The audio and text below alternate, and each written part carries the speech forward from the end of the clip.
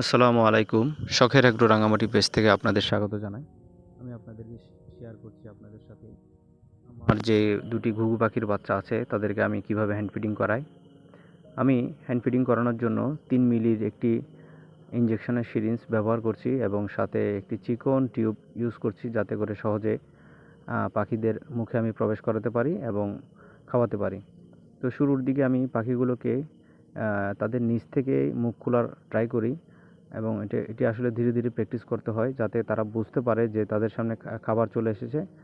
আসলে তারা যখন মায়ের সাথে থাকে তখন মা যখন বাসায় আসে তখন তারা সেটা বুঝতে পারে এবং অটোমেটিকলি তারা মুখটা খুলে হা করে এবং মা পাখিটি তখন বাচ্চাটিকে খাইয়ে দেয়।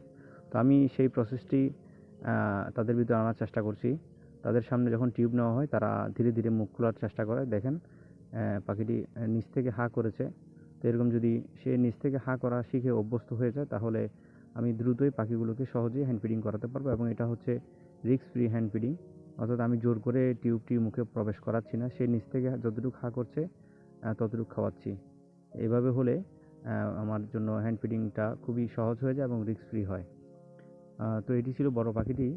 দেখুন স্টোমাকটি তার ফুলফিল হয়ে গিয়েছে। ৩ ml খাওয়ালে স্টোমাক ফুলফিল হয়ে যাচ্ছে। আর এই যে ছোট পাখিটির ক্ষেত্রেও আমি সেমভাবেই প্রসেস ফলো করেছি। তবে এটি ছোট হওয়ার কারণে সে এখনও বুঝতে পারছে না। মানে নিচ থেকে হা করছে।